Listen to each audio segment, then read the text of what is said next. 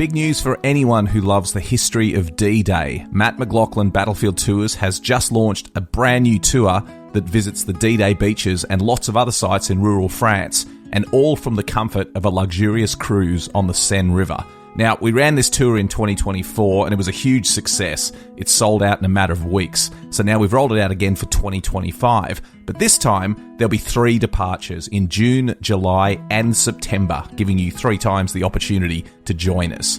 The cruise is on board the luxurious Amadeus Diamond and begins and ends in Paris. Over 8 days, you'll enjoy the history, scenery and culture of the beautiful Seine River.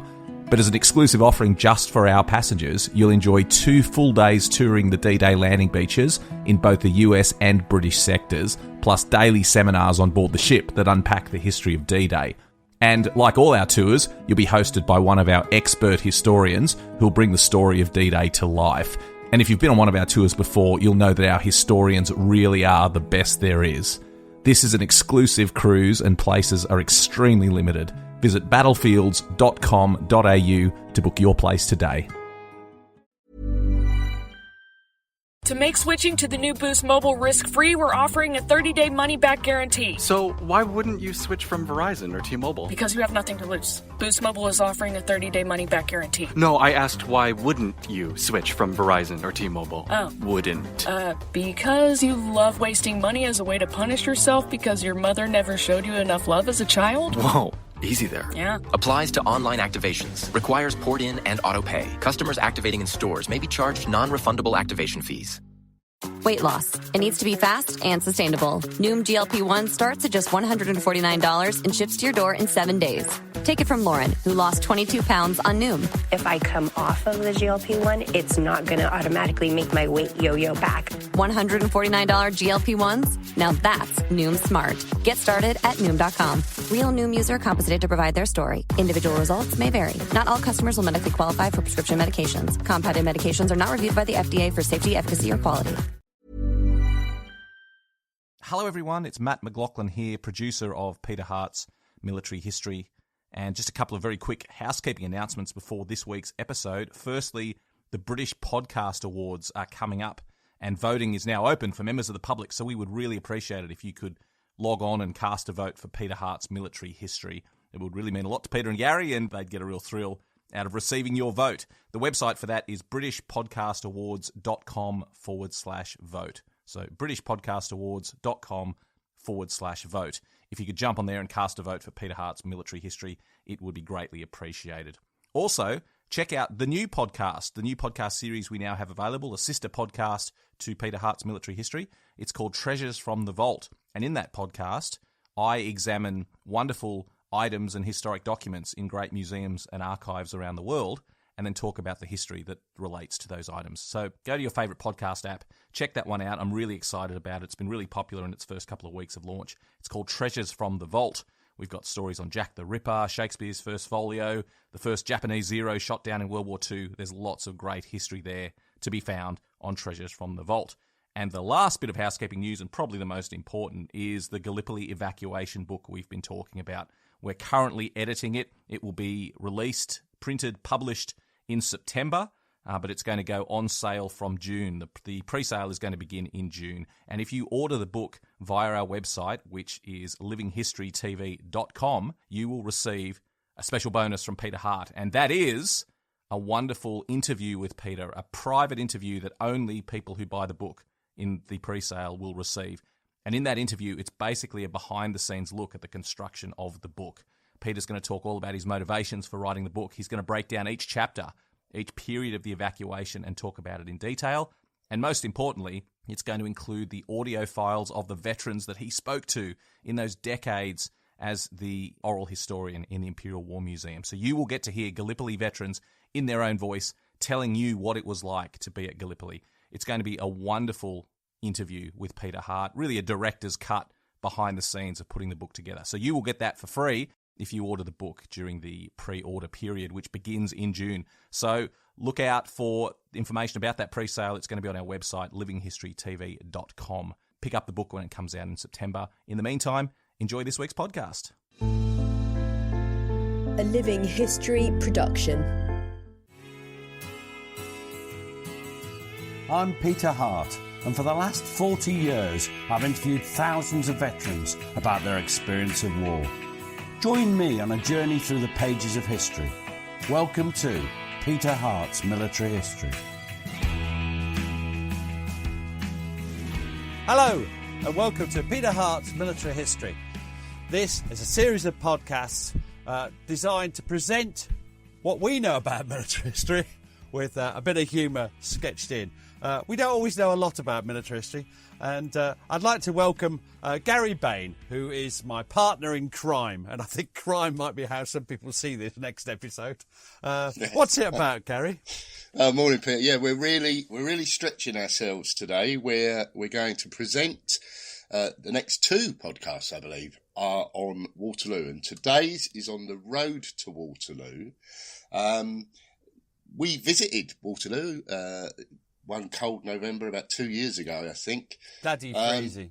It was bloody freezing, but it was a really great battlefield. And I've banged on before about get out there and visit the battlefields, but this is a fantastic battlefield with a visitor centre, lots to see still.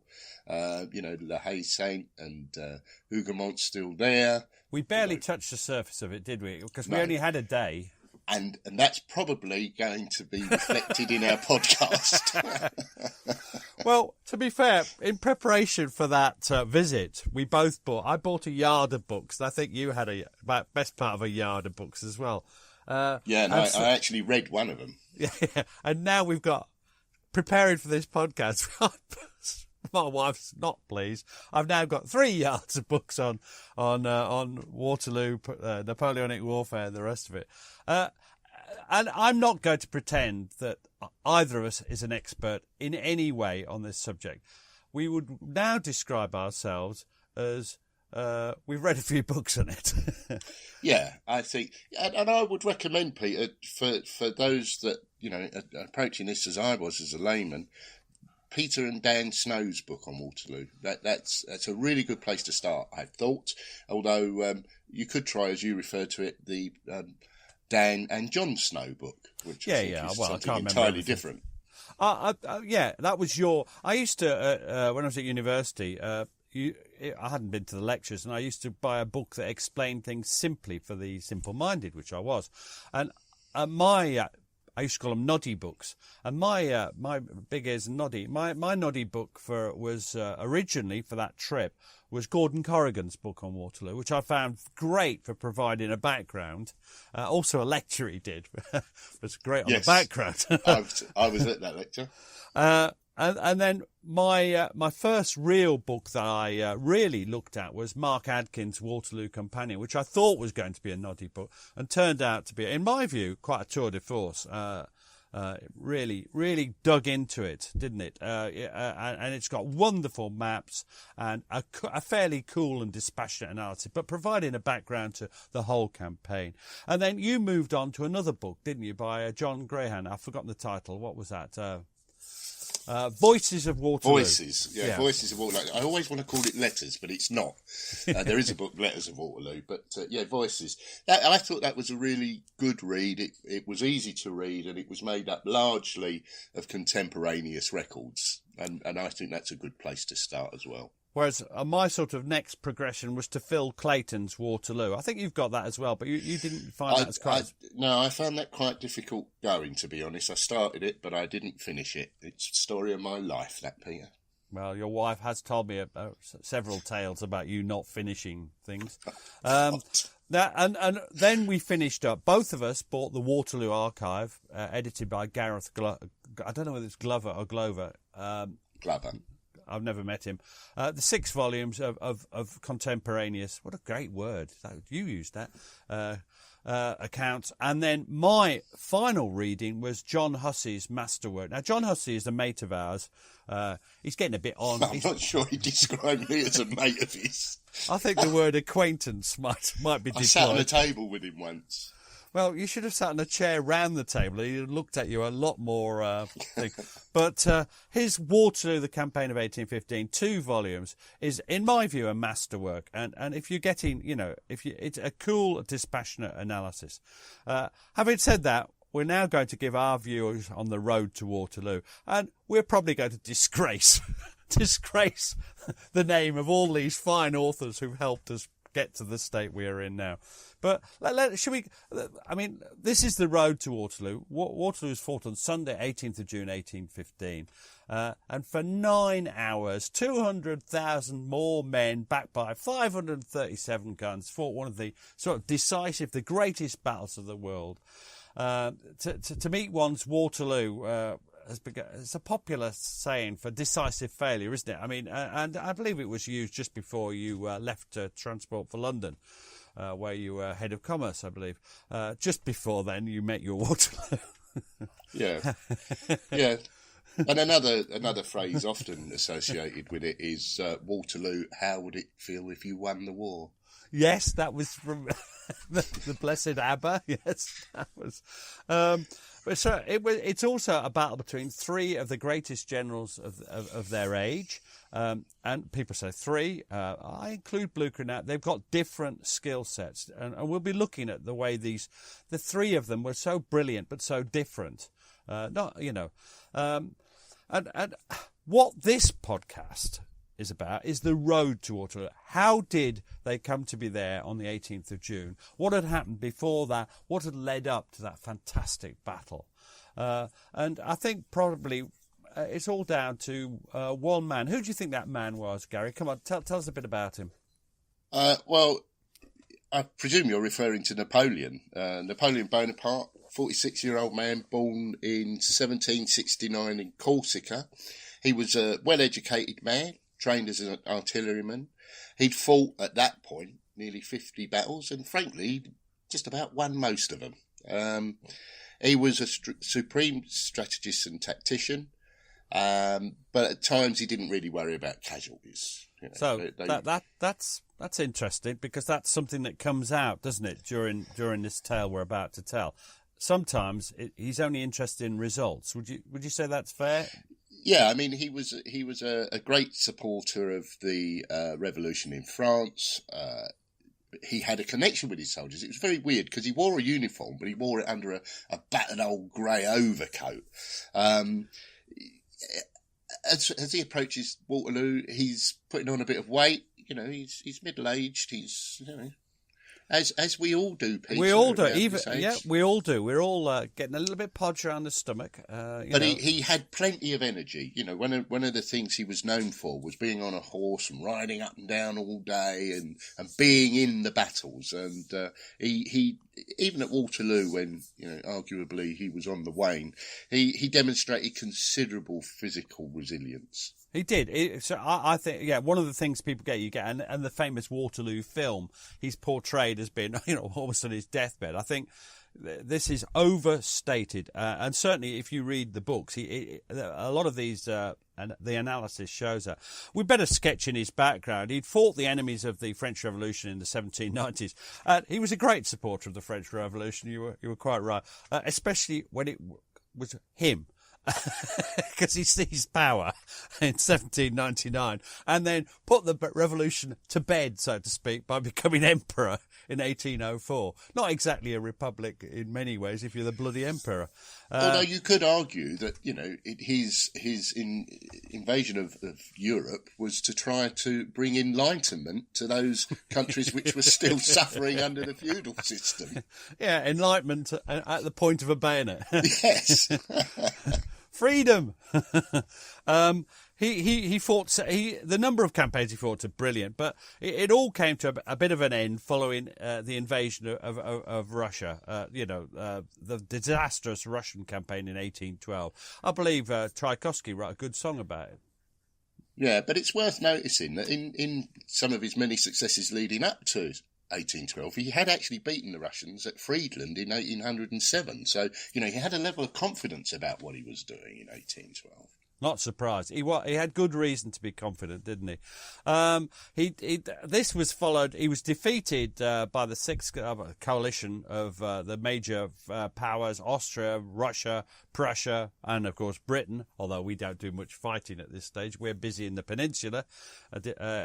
And he abdicates in 6th of April 1814. I had to look that up, and he was exiled to the island of Elba, which I think is staggeringly lenient for a man who, the crowned heads of Europe regarded as responsible for 20 years of European conflict and the antithesis of everything they stood for. Yeah, and I think it's worth noting that, he abdicated because he was forced to. Paris fell in March of 1814. It wasn't some sort of magnanimous gesture to provide peace in Europe. They'd actually reached Paris. And he was seen as, certainly, if not responsible, the prime mover in the conflict of the previous 20 years. And you would have thought that they would have, at the very least, have imprisoned him, if not executed him. So it is incredibly lenient. And he went to Elba with his personal guard of around about 1,000 odd men. They were very odd. And, he had, I wonder if they saw an irony in this. Excuse me. Elba is 17 miles by 11 miles. And, there was an irony in that was now his empire, that little space with 1,000 men. There's a problem with Elba, though.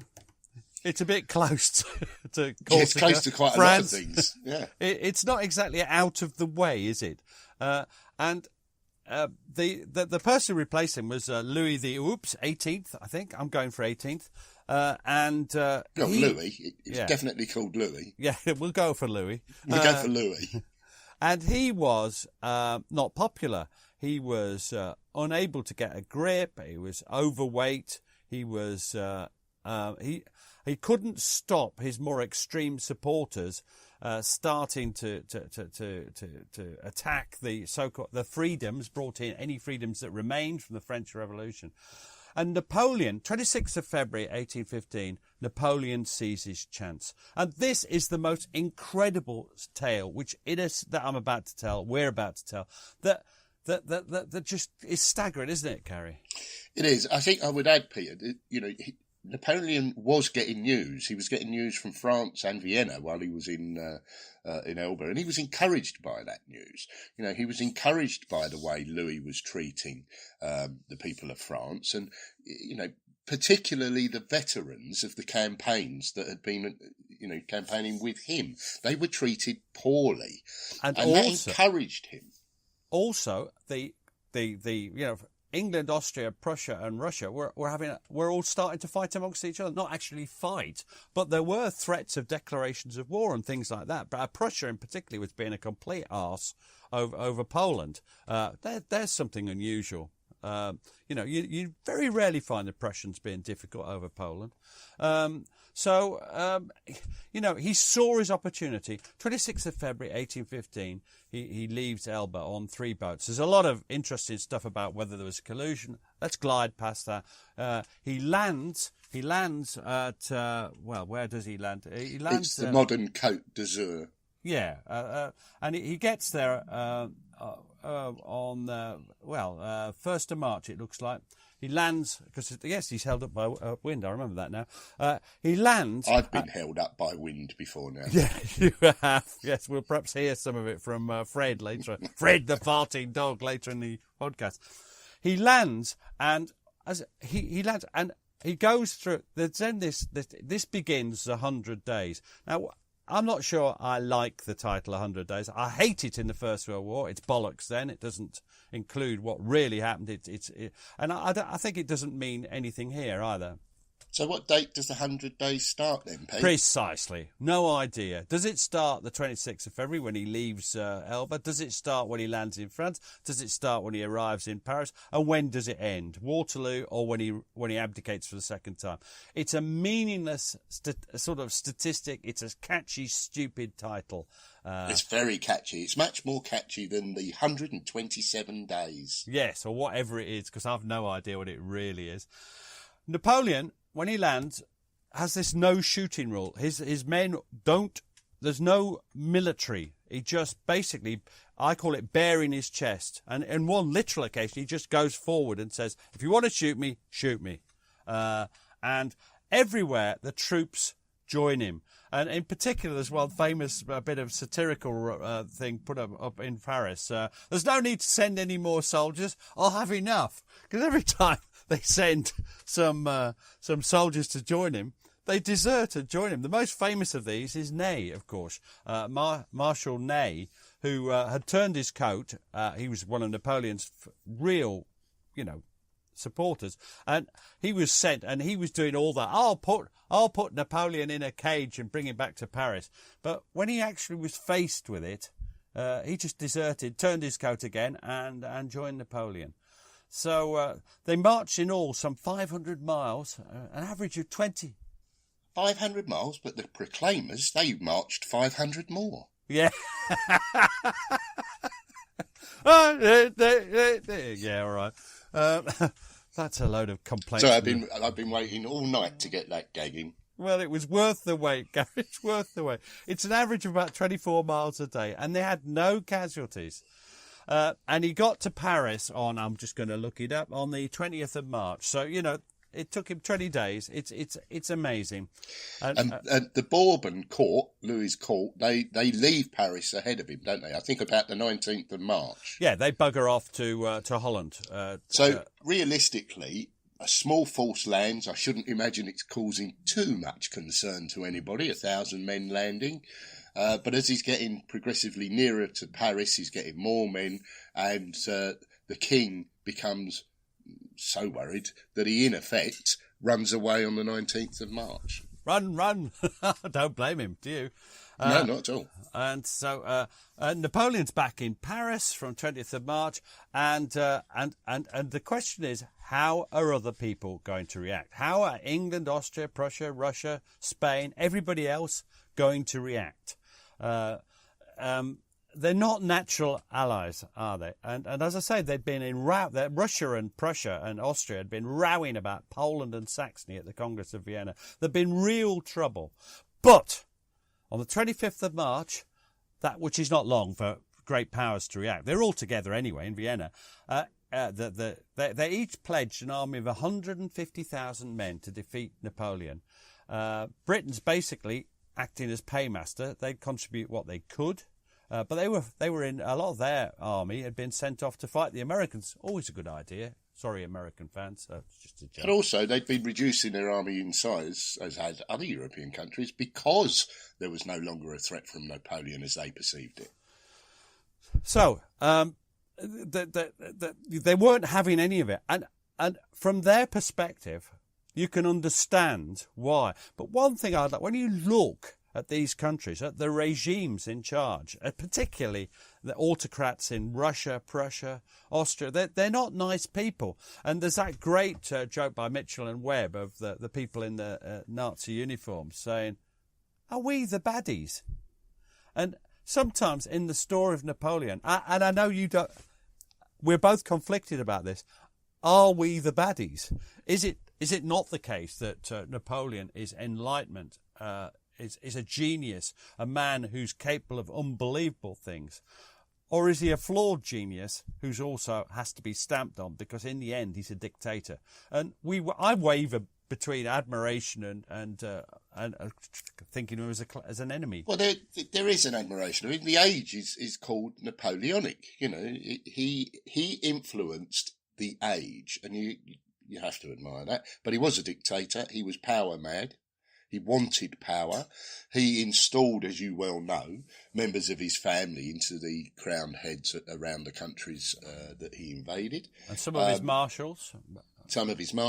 But there was a great deal of enlightenment. You're a fan of Sharp and the programme and the rise from private to colonel of Sharp in that very, very good drama, which, like a good drama, it mixes fact with fiction. But you were more likely to rise from private to colonel in the French army than you were in the British army. Absolutely. Absolutely. And a number of his marshals had actually risen from private. Soult had risen from private to Marshal of France. Very enlightened. So Victor Hugo He said, it's not only the victory of Europe over France, it's the complete, absolute, shattering, incontestable, final, supreme triumph of mediocrity over genius. But I think that's going far too far. For a start, I don't think people like Blucher and Wellington are mediocre, and Napoleon is a deeply flawed genius. And you could tell us when he takes over. I mean, it's complicated by the behaviour of Murat in Italy, who starts the ball rolling with a bit of a scrap with Austria. But it's there's no sense that he's really planning for peace, is he? He's not. He's absolutely not. Anyway. Facing them, if you just to quickly run through them, in the north, in Belgium, there was Wellington's Anglo-Dutch army. We'll come back to that. 112,000. Blucher's Prussian army, 130,000. There's another Prussian army under Kleist, 225,000. De Tolly had a Russian army of 200,000. Schwarzenberg, who was the overall commander of that sort of eastern front, had an Austrian army of 210,000. Bachmann had a Swiss army of 37,000. Italian army 73,000, Spanish armies 80,000, total 700,000. But they have impossible command and control problems, which, especially as Schwarzenberg is hardly Mr. Dynamic or willing to take risks. And they have a huge problems in organising a combined simultaneous advance on France from northeast and southeast. They're going to win, given time. And who was it who said the big battalions usually win? I think it was Napoleon. But there's no modern communications. And pending their ultimate victory, they've got to avoid being defeated in detail. Now, should we have a look at what Napoleon is trying to do? So his enemies ignore his blandishments. He writes to all of them. He sort of appeals to them. The British don't even open the letter. I think that's wonderful. Letter from Napoleon, should I open it? Send it back. And that's the reaction to all of them. He can't separate them, even though they've been nearly fighting in January. His diplomatic overtures are ignored. So what do you think he does? Tell us what he does, Gary. Well, when he arrived back in France, the Bourbon army was around 50,000 strong. So he recalled the veterans and returning prisoners of war. And a lot of them, weren't there? There was a lot of them, and he called them back to their units. Now, that increased the army to 200,000 within a 2-month period, with 50,000 more in training in 2 months. So he acted, and he acted with speed, which Napoleon was known for. And in fact, the speed with which he moves had often caught out his enemies. And it was a great trait of his, and he was decisive, and he got on with it. And he realised that the main threat to France was actually from Belgium. It was from the British and Anglo-Dutch army, and he resolved that that's where he would have to resolve the issues facing him. How many did he raise? I mean, the one thing I'd like to think is that it's not just raising men, though, is it? Because he couldn't bring in conscription politically, and even if he could, you can't train men in a matter of weeks. So there's going to be a shortage of weapons, muskets, well, they don't use rifles, muskets, guns, horses. The horse stock of the whole of Europe had been ground down by the Napoleonic Wars, munitions, supplies, Well, and money. You're going to need money. You've got to pay them. And money, yeah. But he has the Army du Nord, which he would command himself of 123,000 with 358 guns. Then he has other armies in the Alps, 23,000, Paris, 20,000, Pyrenees, 17,000 facing a rebellion in La Vendée. But most of all, he decides, as you say, to go for the army in the north. We'll come to why a bit more. But who is in command of the army in the north? Have you heard of him, Gary? No, I don't think so, Peter. Who is it? It's the Duke of Wellington, Arthur Wellesley. Never heard of him. And he was 46 years old, so to us he's a young whippersnapper. He'd fought about 24 battles and sieges, often against superior numbers. He'd won all but the siege of Burgos. He was fit, he was slim, good physical stamina, You know, it sounds very much like me. I've got a lot in common with him. He was an Anglo-Irishman, wasn't he, Peter? He was. As many of the officer classes were at that time. He joined the British Army in 1787 and rose to be a Major General by 1803 in India. Now, that is parallel to my own distinguished military career. Of Over course. a 6-year period, I managed to go from private soldier to private soldier, but Lance Corporal in between several times.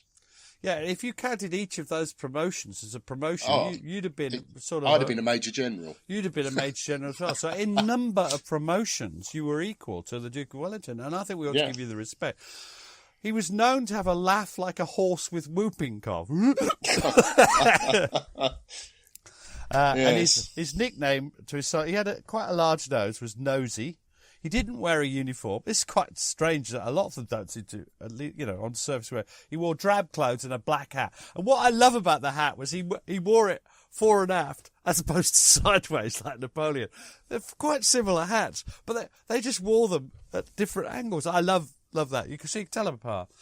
He was a cold and aloof man, but quite a passionate man as well. Passionate with women. Yes, he's noted for his comment, isn't he? Publish and be damned when threatened with exposure of an affair to a reporter, a newspaper writer. He was human, very human.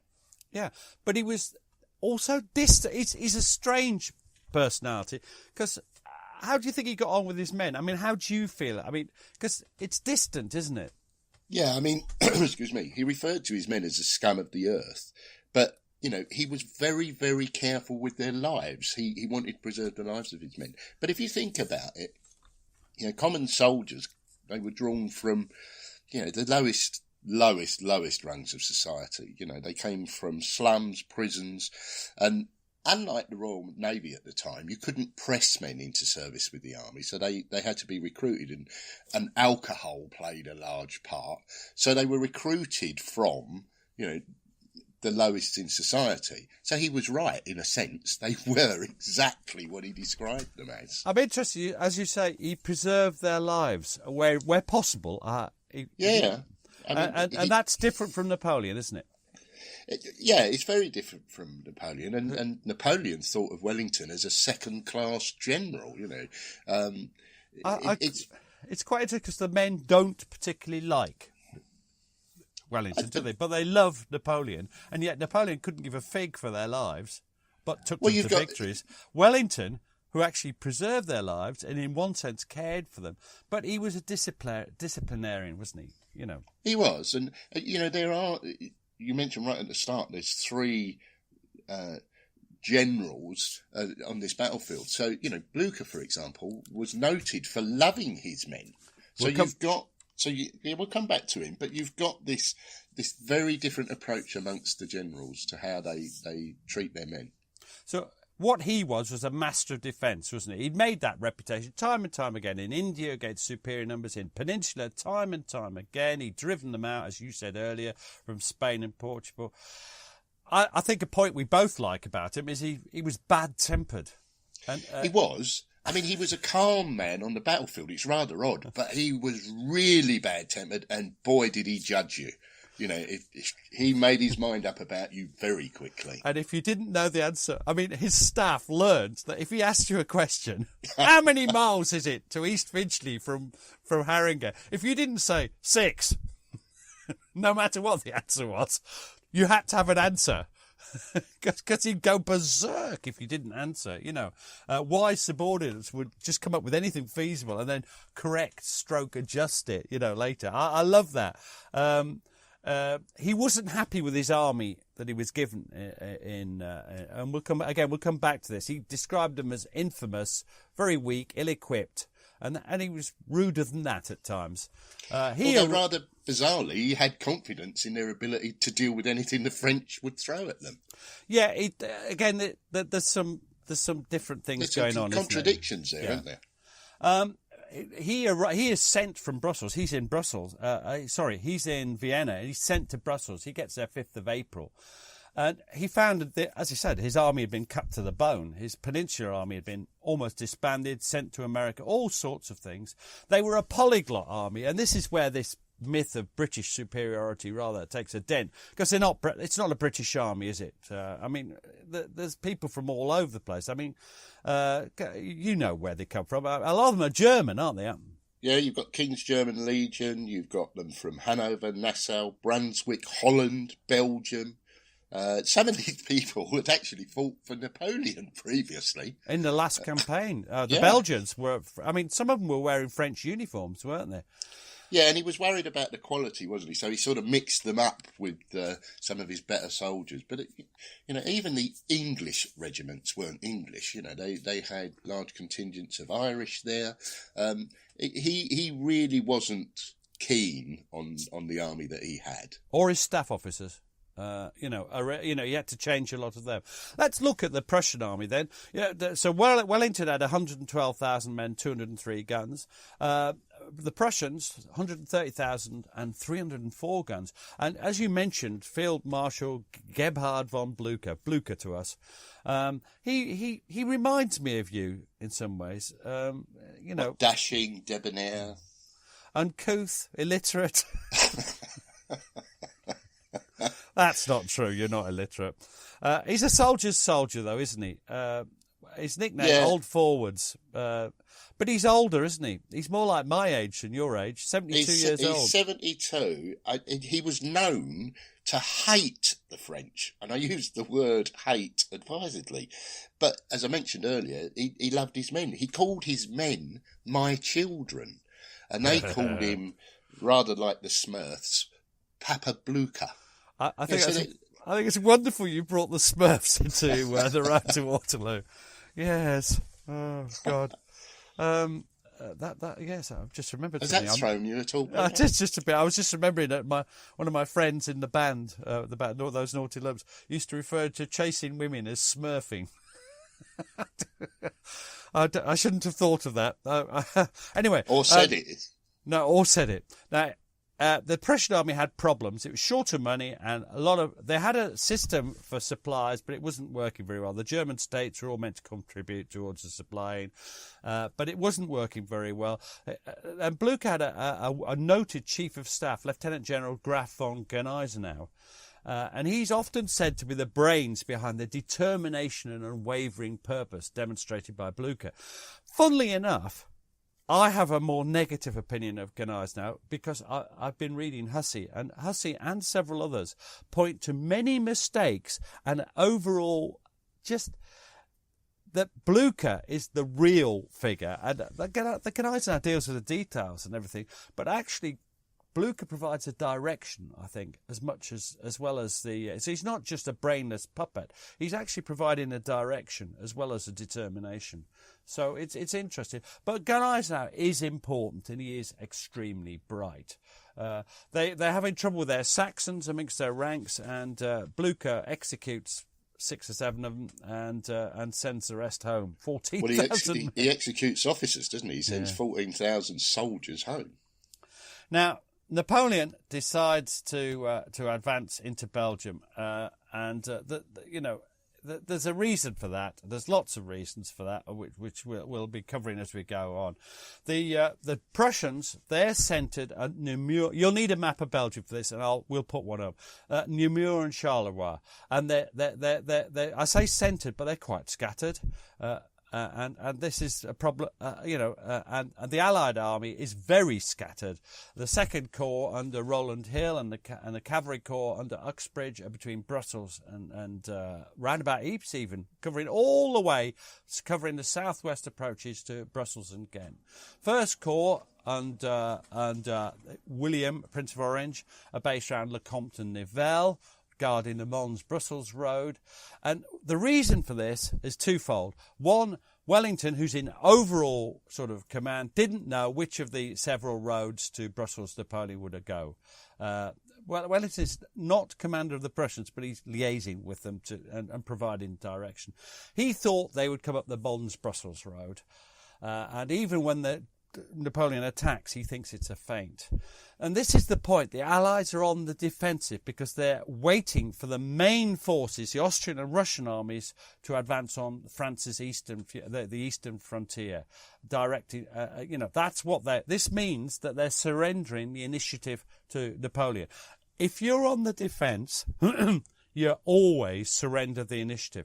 And what makes it worse is you have to spread out. You have to deal with every eventuality. You're vulnerable to surprise, and then there's the problems of feeding these massive armies. And I know you pointed this out to me in the first place because I'd forgotten.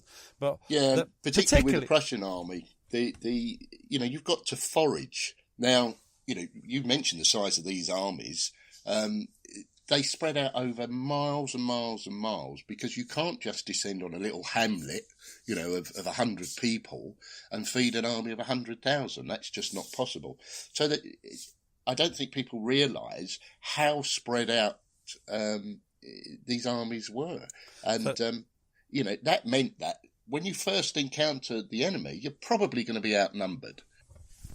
Now, which explains the Allies' total. The total is 242,000 men. That's the Anglo army and the Allied army and the Prussian army together, 242,000. Napoleon only had 123,000. So what you've got is a plan of divide and conquer. Napoleon plans to use interior lines of communication. This is one of his traits. Speed and surprise to beat the British and the Prussians and then turn back and deal with the Austrians and the Russians, hoping that they'd fall apart. After all, they'd nearly been to war with each other not 6 months before. Although Blucher had made very firm commitments to Wellington, hadn't he? Blucher and Wellington get on fine, and that's, I think, that's what saves the Allied armies in Belgium. I think that's well done. You can't emphasise that too first. Whatever the frictions between the British and the Prussians at international level earlier in the year, Blucher and Wellington respected and liked each other. Now, Napoleon thought if he defended, defeat was. To get people excited about Boost Mobile's new nationwide 5G network, we're offering unlimited talk, text, and data for $25 a month. Forever. Even if you have a baby. Even if your baby has a baby. Even if you grow old and wrinkly and you start repeating yourself. Even if you start repeating yourself. Even if you're on your deathbed and you need to make one last call. Or text. Right, or text. The long-lost son you abandoned at birth. You'll still get unlimited talk, text, and data for just $25 a month with Boost Mobile. Forever! After 30 gigabytes, customers may experience slower speeds. Customers will pay $25 a month as long as they remain active on the Boost Unlimited plan. Forever! Weight loss. It needs to be fast and sustainable. Noom GLP-1 starts at just $149 and ships to your door in 7 days. Take it from Lauren, who lost 22 pounds on Noom. If I come off of the GLP-1, it's not going to automatically make my weight yo-yo back. $149 GLP-1s? Now that's Noom smart. Get started at Noom.com. Real Noom user compensated to provide their story. Individual results may vary. Not all customers will medically qualify for prescription medications. Compounded medications are not reviewed by the FDA for safety, efficacy, or quality. Picture this, you're halfway through a DIY car fix, tools scattered everywhere, and boom, you realise you're missing a part. It's okay, because you know whatever it is, it's on eBay. They've got everything, brakes, headlights, cold air intakes, whatever you need, and it's guaranteed to fit, which means no more crossing your fingers and hoping you ordered the right thing. All the parts you need at prices you'll love, guaranteed to fit every time. eBay, things people love. At the UPS Store, we have the key to unlock the world of possibilities because we'll sign for your packages and protect them from porch pirates. Most locations are independently owned. Product services, pricing, and hours of operation may vary. See Center for details. The UPS Store. Be unstoppable. Come into your local store today. So, defeat was inevitable if he did nothing. So he would attack north into... Why into Belgium? Well, it had been French until very recently. The population was pretty sympathetic in places. I think you're right, your point earlier. The Allied and Prussian armies most directly threatened Paris. And if you could beat the British element, then that's the paymaster That's money. And follow the money is always a good plan in almost everything. So the political impact will be massively magnified. But he's got 4 great problems. Let's brainstorm on what the problems are. What do you think the problems are? Let's do a couple each. What's the first one? Well, he's got to win against an Anglo-Prussian army that's just about twice his strength. That's his first major problem. Well, I'll do one. Let me do it. Let me. The 2 armies were commanded by people who don't fear him. Blucher, who had been beaten Napoleon, didn't fear him, and Wellington had no reason to fear him. Wellington had only been beaten at Burgos. He knew how to fight against the French. Right, your turn. Well, he's also got to be quick because the Austrians and the Russian armies are going to move on France at some point. So he's got to do it before that happens. But there's a problem with that, Gary, because, yes, speed's important. But if you try and manoeuvre quickly, you tire your men out, don't you? I mean, because you say, oh, we're going to thrust here. And you can point to it on the map. It's not very far on the map, is it? A couple of inches. But that's 25 miles to do in a day. 20, That's a good point, Peter. I think we probably touch on it at some point. But, the speed of movement at that time, even by horse, at best, was about 4 or 5 miles an hour. That's it. At very best. And, yes, absolutely. So we'll be coming back to that. Now, so what's Napoleon's plan? He had planned to attack, look at your maps, Prussians at Charleroi, to burst through on the line of Charleroi, Quatre-Bras, Waterloo Road to Brussels. He intended to separate the Allied and Prussian armies. The Allied to the left, as you look at the map, or west, as we call it, the Prussians to the east. To defeat them in detail, so take one or the other on first, and then turn on the other.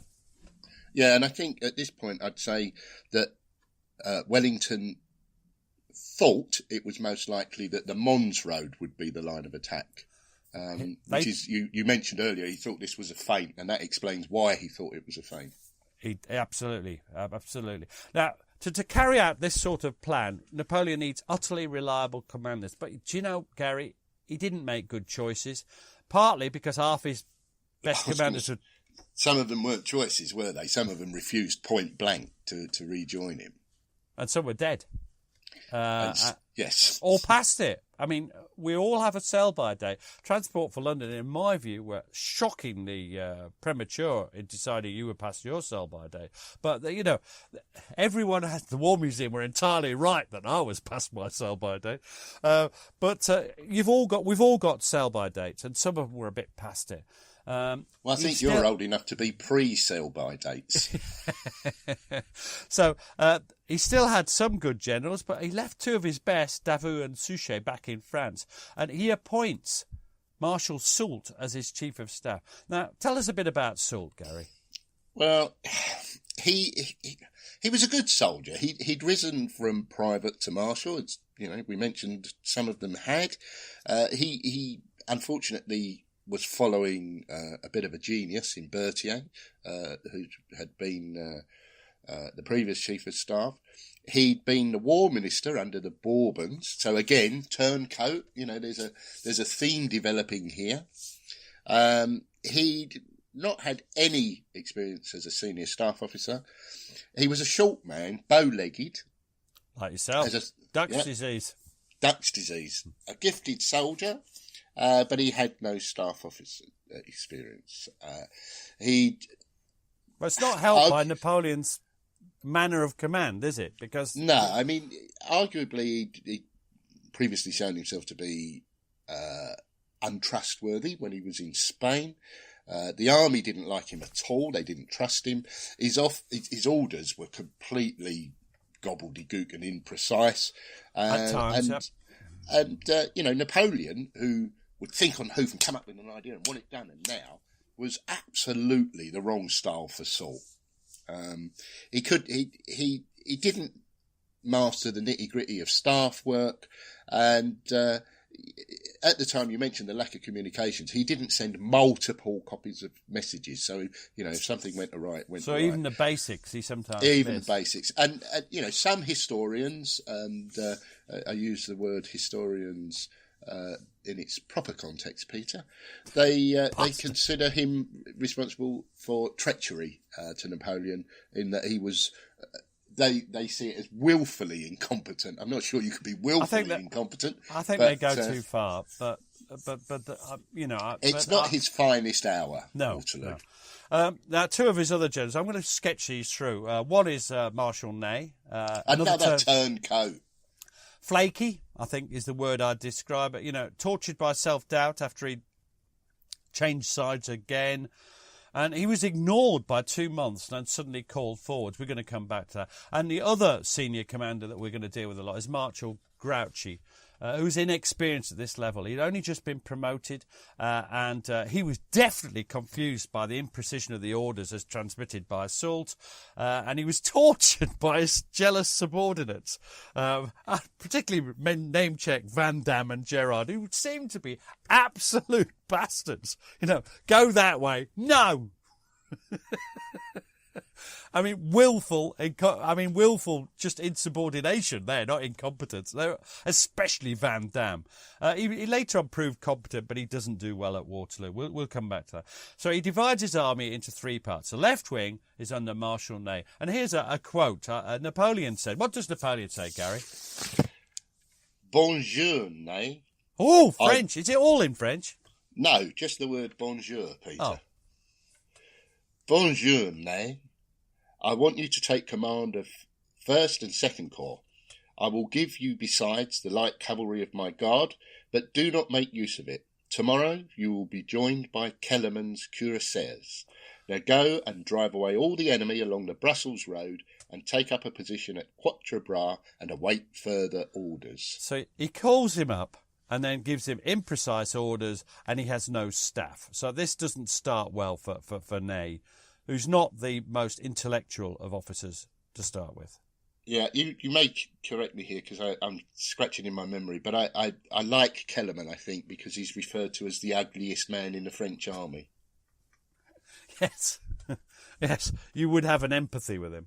Napoleon called Ney the bravest of the braves, known as Le Rougeard, a red-faced bastard. And he was commanding 1st Corps under General D'Erlon and 2nd Corps under General Riley. I can't pronounce it.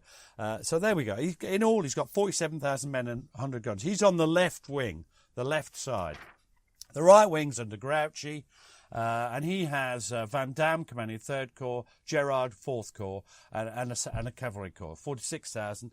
Napoleon keeps a central reserve, which totals the usual Imperial Guard, Labau's 6th Corps, and a cavalry corps, 30,000 men, 150 guns.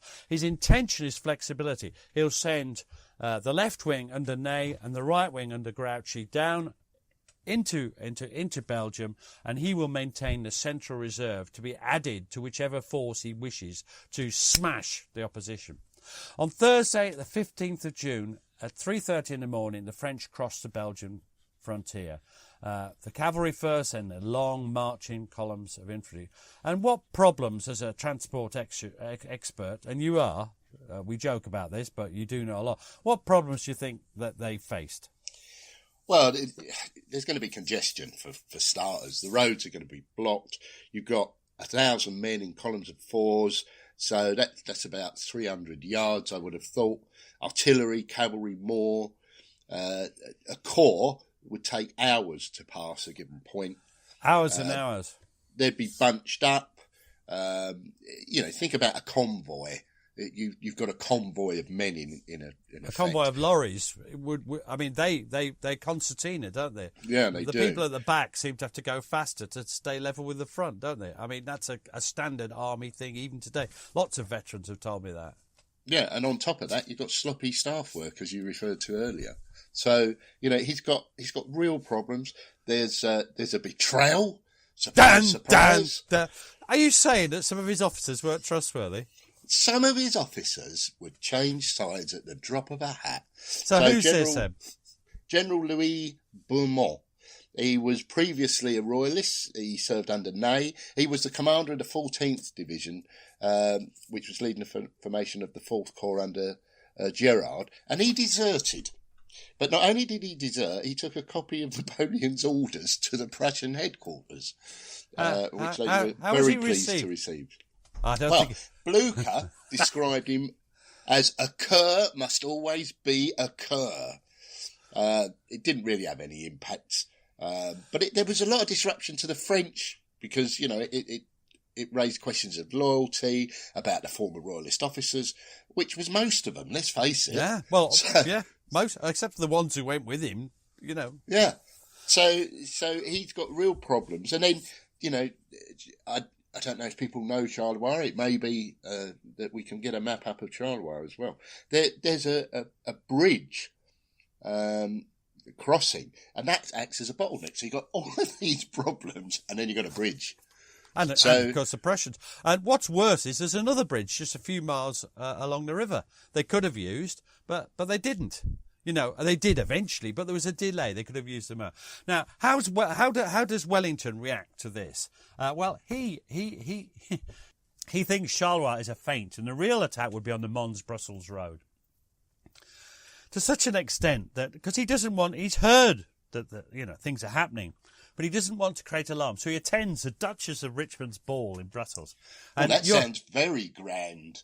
Is it some big opera building or something like that? No, it's sort of like a shed, Captain George Bowles, you're going to read a quote from him, aren't you?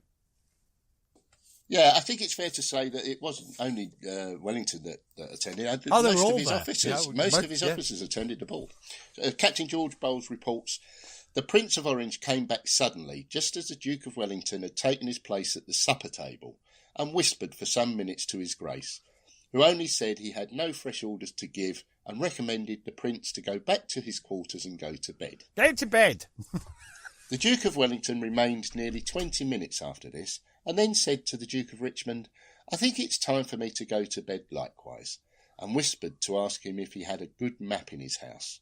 The Duke of Richmond said he had, and took him into his dressing room, which opened into the supper room. The Duke of Wellington shut the door and said, Napoleon has humbugged me. By God, he has gained 24 hours' march on me. Now, this is a famous account, and I think it sounds true. But I want to make he had been humbugged by Napoleon, but Hussey is brilliant in his book in detailing Wellington's responsibilities. And it's like Haig in the First World War. He has to negotiate with his allies, the Prussians. He has to sort out their provision of rations and things because they can't. He has to intermediate with the King of Holland. He has to negotiate with all the various German states his troops come from. He has to deal with various dignitaries foisted on him, people like William, Prince of Orange. His staff wasn't the people he'd wanted. He'd lost a lot of his best peninsular officers. He did have to cover every route to Brussels. We know he was on the Charleroi. Napoleon was on the Charleroi route. Wellington couldn't know that at that stage. His army spread out across Flanders, and Napoleon has a reputation, doesn't he, for diversions, for trickery. You don't always believe what you see at first. Anyway, he orders his force to concentrate at Nivelles and Quatre Bras. Now, I want to talk about communications, because distance equals time, doesn't it? This is what you so insightfully mentioned earlier. Even sending a mounted dispatch rider to get between headquarters, when you add the condition of the roads, the traffic on the roads, the formations on the roads, night time, you can only... Do you know, they often only did 2 miles an hour, those dispatch riders. We think of them going at full speed, but they don't. They go about 2 miles an hour. At best, 4 miles an hour. So 10 miles between headquarters could take 3 or 4 or 5 hours, Yeah, and I think Quatre Bras around about 20 miles from Brussels, so at that pace, that's quite a distance. It's a distance to march, and there's no...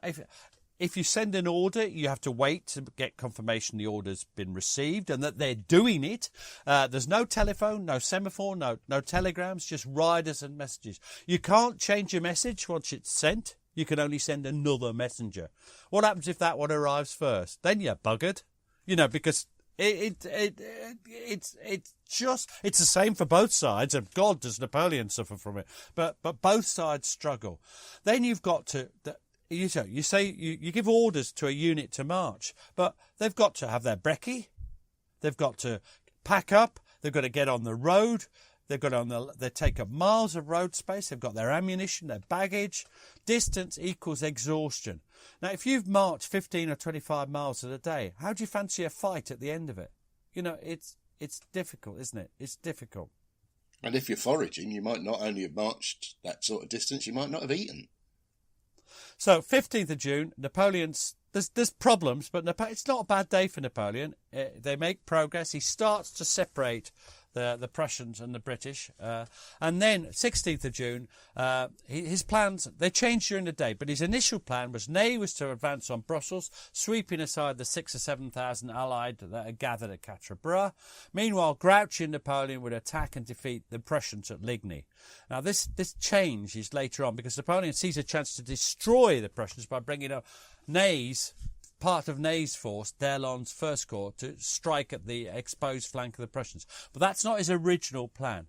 The Allies, the Prussians, are to concentrate at Sombreuf, Ligny, Wellington at Nivelles, Quatre Bras. People often think it's just Quatre Bras, but Wellington is still covering other roads, so it's Nivelles and Quatre Bras.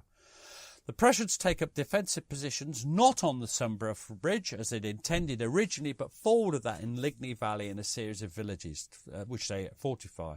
Wellington rides forward to meet Blucher and Gneisenau. That's how he does it. So he rides the 5 or 6 miles between... I'm not sure about that distance. Sorry, I shouldn't have said that. It's 7 miles. 7 miles, thanks, mate. Between Quatre Bras and Ligny. And there's a huge controversy. And...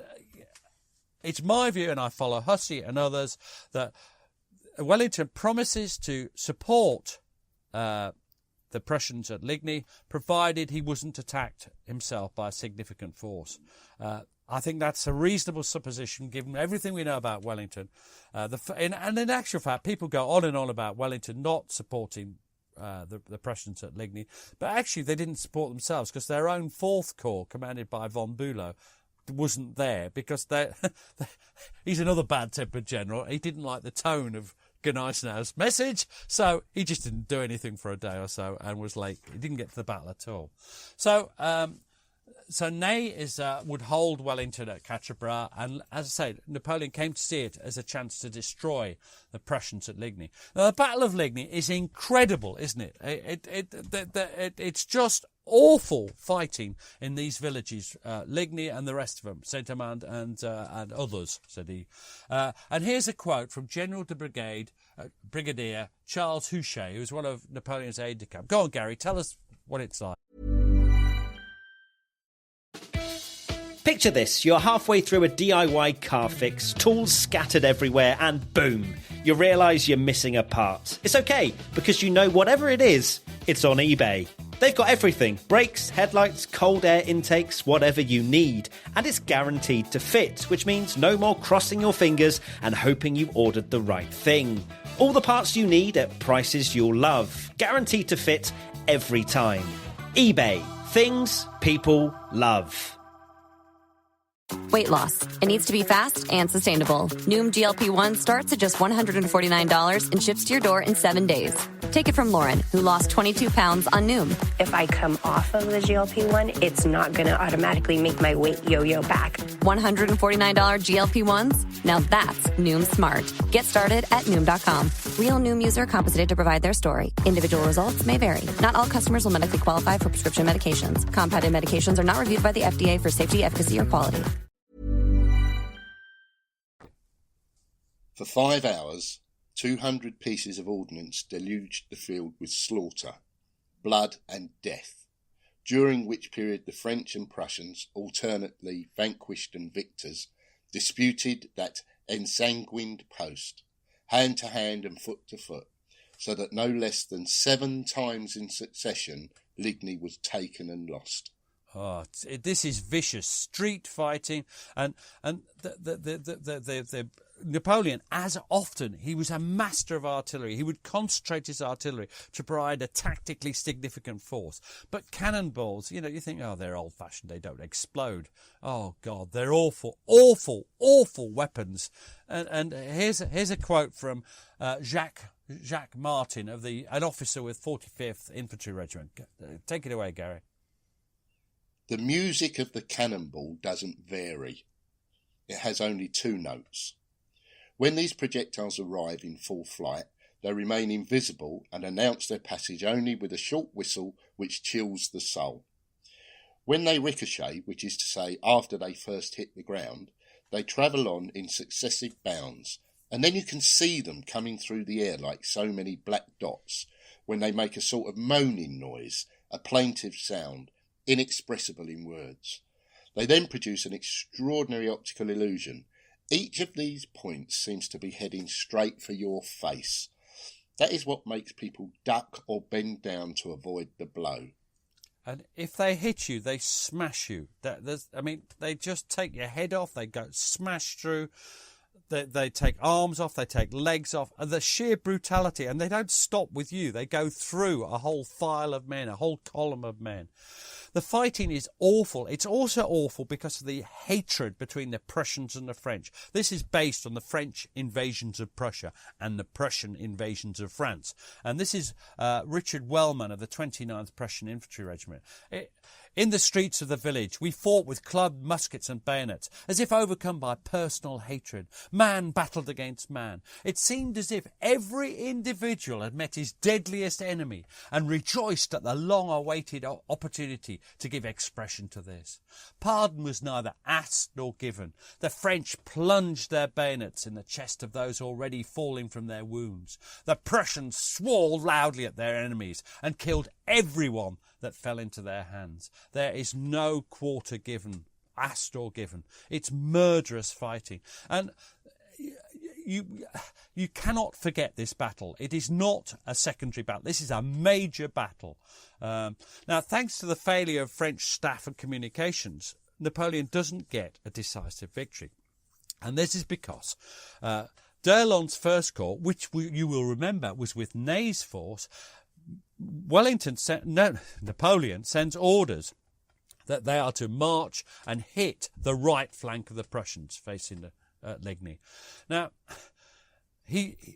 d'Erlon sets off. Ney only belatedly finds out about this and orders him to return. Now, this is madness by d'Erlon. D'Erlon should not have returned. He should have done what was said. But Napoleon should have kept a track of it, because d'Erlon turns round almost when he's at Ligny and marches back. End result, Gary? Well, he doesn't influence either battle. He just marches up and down all day. Oh, the grand old Duke of York, or the grand old General d'Erlon. He had 10,000 men. He marched them up to Ligny, and he marched them back again. It was a sizable force, wasn't it? This could have made a real difference. It's 25% of the force. It could have won the Battle of Ligny, or it could have won the Battle of Quatre Bras. But Napoleon failed to control it. I know we blame d'Erlon, we blame Ney, but I also think, and so do the other historians I've read, think that Napoleon has to take some blame. And he hardly deploys his own reserve, Lebau's Sixth Corps, well. The French win, but on point. The Prussians withdraw. And in the final fighting, there's a dramatic scene. I know you like it. In early days of your reading, you said he was trapped under his horse. Pflücker fell off his horse fighting with French cavalry and was trapped under his horse. And in early days, you misread something and told me he was under his horse for 24 hours. Why didn't he get out? Well, he was under his horse for a little while, and he was protected by one of his aides-de-camp. The French didn't notice him. What would have happened? There's a what-if. What would have happened if they'd noticed him and sworded him or lanced him? They'd have invited him back for tea. They'd invited him back for tea and scones. But Blücher escapes. But that also, I mean, a 72-year-old man.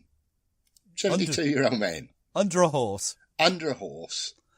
Well, he's in a terrible state, but we'll talk about him later because medical treatment is, I think he bathes his wounds in, I can't remember whether it's brandy and drinks the champagne or whether he bathes his wound in champagne and drinks the brandy. Or, in my view, he drinks both. I'd go for that. Anyway, it's a win for the French, but only on points. And the Prussians withdraw, but they don't go east. They go to the north towards Wavre, thus staying in relatively the same amount of touch with Wellington. Although the reports back to Napoleon seem to suggest they are actually withdrawing, that his plan's working. There's a lot at first glance, it does seem that it's working.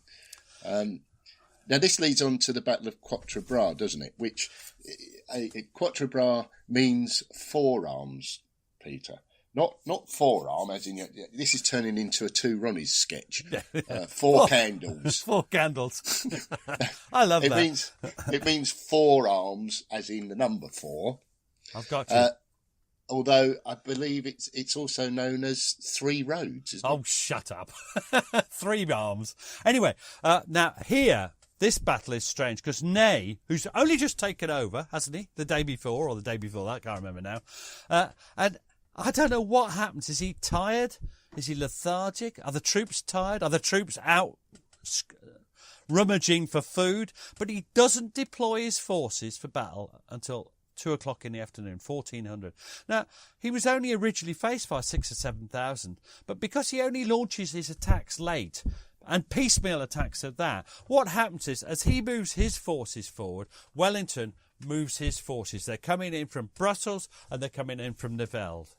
So has Wellington returned at this stage from Blucher? And he's at Quatre Bras.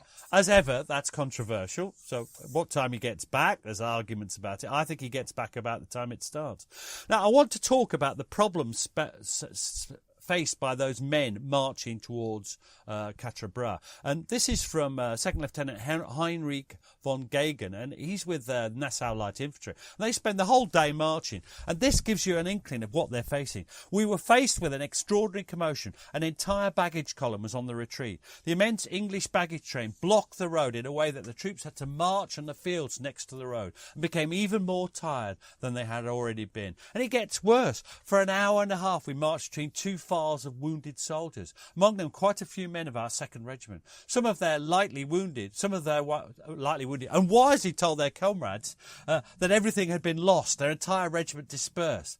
The look of these wounded men was not encouraging, but as one can imagine, their words had made an even worse impression on our young soldiers.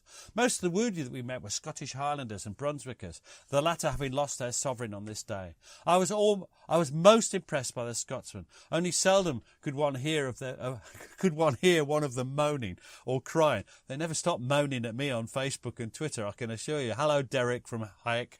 They were walking quietly, these unfortunate men, like lambs being led to the slaughterhouse, because on and after the day of battle, field hospitals are even more terrible places than the slaughterhouses. Now, what saves the British is the arrival at 1500 of the 5th Division, commanded by Lieutenant General Sir Thomas Picton. He's one of your favourites, isn't he, Gary? Yeah, I mean, again, a cantankerous Welshman, I think, is a fair description. Again, wore a civilian wide-brimmed hat, very noticeable. And he arrives at a critical point. I think it's fair to say, had he not arrived, would have seized the crossroads. Nay. Now, he deployed in long lines, which presented as many muskets as possible with a clear field of fire, and that had been used really successfully in the Peninsular Wars. Not great against cavalry, of course. You needed the squares for cavalry. Not great is an understatement. And this is where there's a mistake by the Corps commander, William of Orange. And this is featured in Sharp at Waterloo, where he talks about Quatre Bras. There's lots of the Duke of Orange, ordering troops to come out of square and form line and all the rest of it. But they are caught. A couple of battalions caught out of square. This is Sergeant James Anton of the 42nd Highlanders. And Gary, read this. A German orderly dragoon galloped up exclaiming, "Franchi, Franchi!" and, wheeling about, galloped off. We instantly formed a rallying square. No time for particularity. Every man's piece was loaded, and our enemies approaching at full charge. The feet of their horses seemed to tear up the ground. Our skirmishers fell beneath their lances. A few escaped death or wounds. Our brave colonel fell at this time, pierced through the chin until the point reached his brain. Captain Menzies fell covered in wounds. Cavalry. That sounds awful. Cavalry, if they can break you, if you're late or confused when you're forming a square, it could be catastrophic. And the Duke of Orange ordered 5th Brigade to form line, and they got cut, very badly cut. One battalion loses its colours, the other 3 are forced to retreat. This is the bit that's sharp. Those of you who like sharp at Waterloo, this is where they run back to the woods, a lot of them. Squares, you should remember, are near infallible defence against cavalry, aren't they? I mean, you only found one example, didn't you, Gary, when you were doing a bit of research into this? What was the example? I can't remember. Yeah, I think there's 2 or 3 examples subsequently, but I could only find one example prior to Waterloo, and that was in July 1812 at the Battle of Garcia Hernandez, and that was because a mortally wounded horse actually fell onto the corner of the square. Because a horse naturally shies away from the bayonets. This horse was dead, so it just fell and it breached the square. You can't rely on that, can you? So cavalry they don't get into to squares, and this will prove crucially important when we get to Waterloo itself. It will. I mean, one of the drawbacks to squares, of course, they suffer terribly from artillery fire. So they're great against cavalry, not against artillery. So there's a juggling act going on here, isn't there? If the enemy are advancing with combined, and this again refers to Waterloo more in a sense, if they advance with combined forces of cavalry, artillery and infantry in the offing, it makes tactics very difficult, doesn't it? Now, so what happens? Wellington's forces are massed. They're arriving from Brussels, and then from Nivelles, which is basically along the road. Now, this road is. I'm just looking to get this is what the other road is. One of the roads of the 4 arms is the road from Brussels to somewhere. Charleroi. The other road is from Nivelles, where half the army was gathering, to Namur, and that's the road that leads to Ligny. So that's why this is important. This is a crucial sort of sideways road, to use a non-technical term. Now, Wellington's forces are arriving from Brussels or from Nivelles, and they get there in time. Ney is furious, apoplectic with rage with D'Erlon and with Napoleon, and and Napoleon was furious that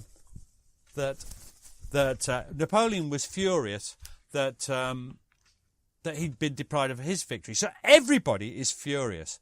In the end, the Wellington's forces throw the French right back to where they'd started from that day of the Battle of Quatre Bras. It's a terrible. And so when you came to the Saturday the 17th of June, things had not gone Napoleon's way, but he still had the initiative. He could either turn on the British at Quatre Bras, British. That's terrible. The Allies. Jesus, I go through I'm an idiot at times. He could concentrate against Wellington's left flank, but he didn't see the opportunity until it was too late. And that's quite interesting. Nobody's perfect. On the 17th of June, Ney again does nothing all morning. What's going on, Gary? Is it because the troops are all foraging? Is it because he can't be bothered, or is he sulking? He spends the time with his forward troops, not at his headquarters, at his forward troops. He does nothing till afternoon, by which time the British are on their way back to Mont Saint-Jean, which is the site of the Battle of Waterloo. Now, what happens now is Napoleon is just as bad. He doesn't pursue Ligny. He doesn't pursue Blucher. He instead, Napoleon tours the battlefield, talking to men, and the Prussians fall back to the north, not to the east, still able to support Wellington. So there we go. Night of 17, Blucher falls back to Wavre, although he is missing for most of the 17th because he's being cared for and nursed back to health with copious quantities of alcohol, one way or the other. Wellington falls back to what we call the site of Waterloo, the Mont Saint-Jean ridge. It's pouring with rain, and and that helps the rear guard. They fall back the 8 miles to the Mont St. Jean Ridge. Napoleon hasn't finished them off. He hasn't finished off the Prussians, and I think that's crucial. What do you think? Yeah, I mean, to be perfectly frank, had he finished off the Prussians at Ligny, they would not have been in any condition to arrive on the battlefield at Waterloo. And that might have been all the difference to the fantastic story we're going to tell, where Wellington, the master of defence, creates really strong positions on a ridge with unbelievably potent advanced farm building strong points, Hougoumont, La Haye, Seine. The Prussians, well, when he gets back, they're inspired by someone who I can only describe as an obstinate bastard, Blücher. They don't retreat towards Prussia. They don't lick their wounds, although I'm sure that having bathed his wounds in alcohol, Blücher was tempted to lick his wounds. They return to the battle, and that is the story of Waterloo, the increasing threat hour by hour to Napoleon's right flank at Waterloo. So there we leave them, the men, and let's remember, we always like to think of the men that would fight Waterloo, soaking wet, huddled together for war, short of water, clean water, short of food. In fact, the French they're desperate for food. They're looking here, there and everywhere for it. And that leads to the Battle of Waterloo on the 18th of June. And we'll be returning to this, won't we? I can't wait. Battle of Waterloo. And we'll be there. And thank goodness we'll only be there sort of metaphorically, because it sounds dangerous to me. And not in November when it sounds cold. Yes, one way or the other, we'll be warm and not in danger. So thank you for listening. I hope you've enjoyed this quick review. And yes, it has taken an hour and a quarter, but it's a big topic. But we've loved doing it. Thank you for joining us. And if you've enjoyed this, listen to our other podcasts. And don't forget to vote for us in the podcast, the British Podcast Awards. Thank you very much. Thanks, Pete. Thanks, Gary.